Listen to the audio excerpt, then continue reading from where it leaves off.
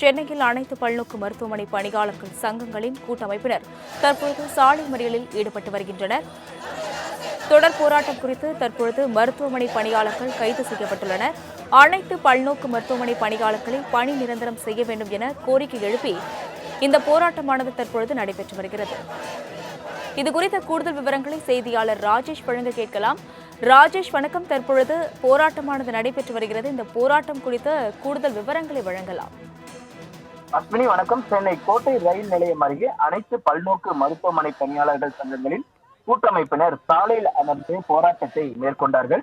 கிட்டத்தட்ட 13 ஆண்டுகளாக தொடர்ந்து பணியாற்றும் அனைத்து பல்நோக்கு மருத்துவமனை பணியாளர்களை பணி நிரந்தரம் செய்ய வேண்டும் என தொடர்ந்து 8வது நாளாக 300க்கும் மேற்பட்ட மருத்துவமனை பணியாளர்கள் போராட்டத்தை நடத்தி வருகிறார்கள். கிட்டத்தட்ட 13 வருடங்களுக்கு முன்பாக அவர்கள் பணிக்காக எடுக்கப்பட்டிருந்தார்கள். பல்வேறு மருத்துவமனைகள் தொடர்ச்சியாக பணியாற்றி வரக்கூடிய சூழ்நிலையில் தங்களுக்கு பணி நிரந்தரம் செய்ய வேண்டும், அதே போல தொகுப்பூதியத்தை உயர்த்தி தர வேண்டும் என்று ஏற்கனவே அவர்கள் தெரிவித்திருந்தார்கள். குறிப்பாக அரசு பல்நோக்கு மருத்துவமனைகளில் பல பணியிடங்கள் காலியாக இருக்கும் பொழுது அரசு ஏன் இவ்வளவு தாமதமாக தங்களுடைய கோரிக்கையை ஏற்காமல் போராட்டம் நடத்தும் அளவிற்கு தங்களை தள்ளியுள்ளதாக அவர்கள் வேதனை தெரிவித்திருந்தார்கள்.